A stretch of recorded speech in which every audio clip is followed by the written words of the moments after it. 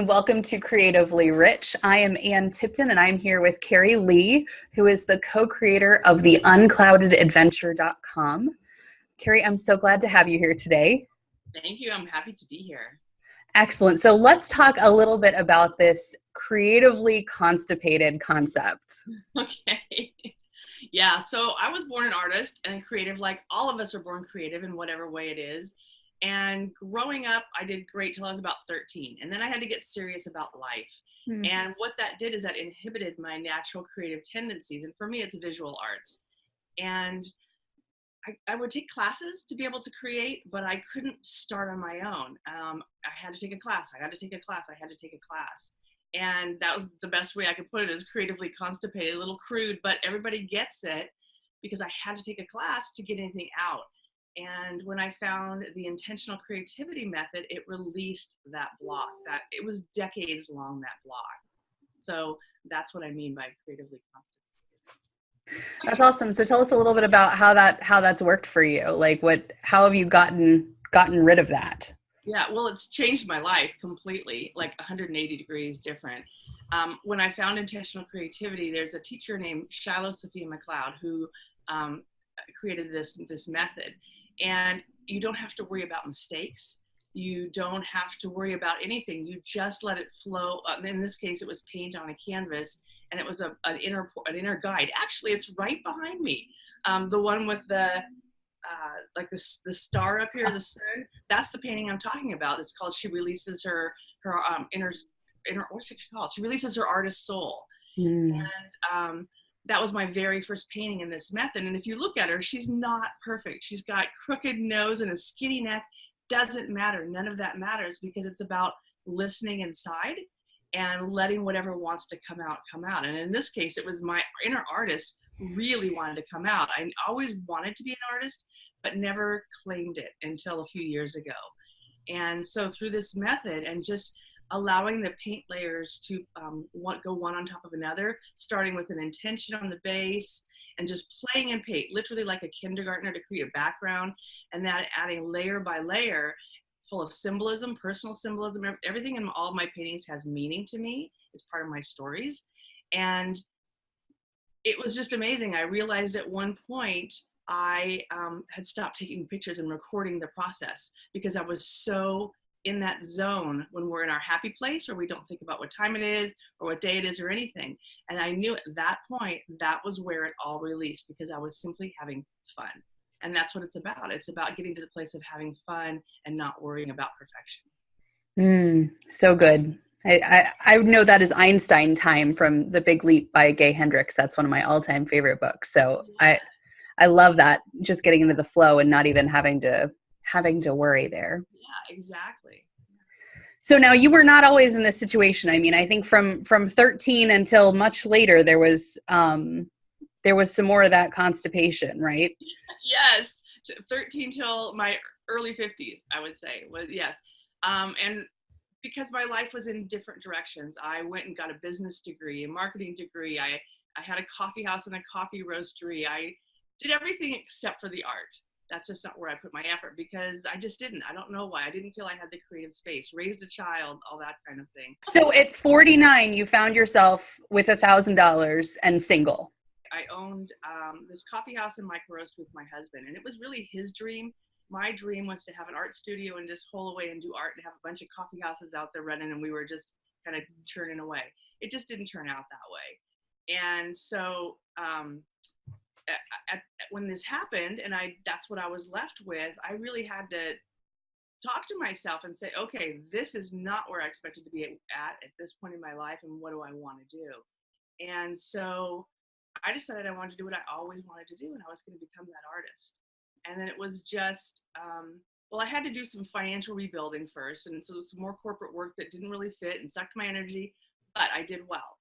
And it got me to where I needed to be, so that I found Shiloh and took this 9-month course in intentional creativity and knew I was going to leave the corporate world. And that was almost 4 years ago. And dove in full on into what I do now, and then now creating the Unclouded Adventure. That's amazing. And I understand one of like the big shifts for you was the practice of journaling. and gratitude around what was going on around you, in spite of the corporate soul sucking situation. Yes. And that's not for everybody. I mean, some people are perfectly happy. Just for me, that wasn't a fit. So I don't want to downplay that, but just for me, it's not a fit. Yeah. So what would happen is I was really in a job where I went from being an entrepreneur and total freedom to being at a cubicle and literally having to hang a sign when I go use the restroom. So it was a huge shock to my system. And so to get through this, and going through divorce at the same time, to get through this, I would do a gratitude journal every night. And I told myself 5 things. You've got to find 5 things you can be grateful for every single night. And I did it.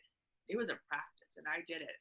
And I distinctly remember one day where it was a rough day for whatever reason. I don't even remember now. But I came home and I thought, what do I have to be grateful for? And then I was like, I had meat stuck in my teeth. And it's really irritating. And then I thought, and I had tooth floss in my purse. So I was so happy to get that meat out so I could be comfortable the rest of the day. And then I thought about it. I'm like, well, wait a minute. That means I had meat to eat. I wasn't eating noodles or beans or whatever. I wasn't doing so bad. And that was sort of a real switch in my own physiology, I think, where it was easy to find gratitude. And the bad stuff would just bounce off me. I didn't let it affect me. And it became where I would wake up in the morning, I would go, what 5 things do I get to find today that I get to have gratitude for? So it was a completely different way of being in the world. And that's when my healing really began, I think, from that point in life. Yeah, I think it's so important if you're starting your day with that energy of what do I get to be grateful for today, that can just be such a huge shift in your perception and how you view everything else that happens in that day. Yeah, and I think you can do it for more than gratitude. There's been times I was a solopreneur, now I have a partner, but there was a time where, a lot of times where I was overwhelmed. So much to do, so many hats to wear, and I would be in that space of overwhelm. And that is not what I wanted to declare. I wanted to actually, the painting behind me is about ease and being in the flow, the opposite of overwhelm. And so instead of being in that overwhelm, I would think, okay, what's the opposite? And then I would think about what was easy today. Like what was just not a struggle, and I would journal those things, and then that switched it. So it can be applied to so many different things by really just completely turning around your current situation and looking for the opposite. Absolutely. Yeah, I think that's great. So tell us a little bit about the Unclouded Adventure and what you do there.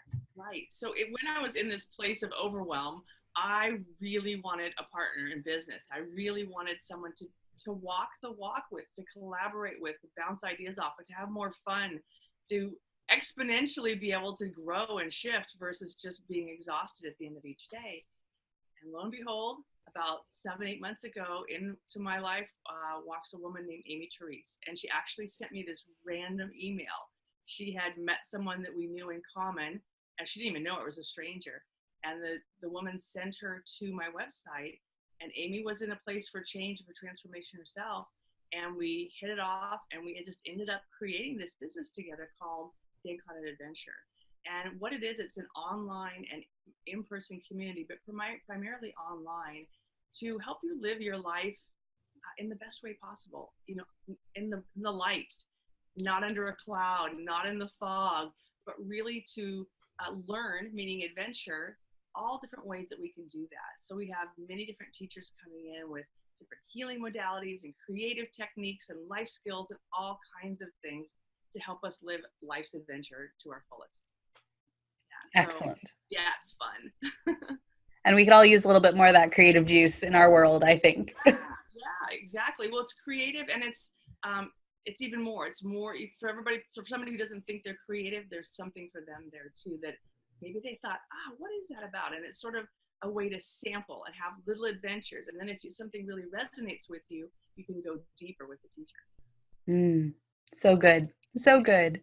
Well, Kerry, I really appreciate you being on the show today. Thank you so much for taking the time. And we will link to the Unclouded Adventure in the post below. Great. Thank you. Thank you.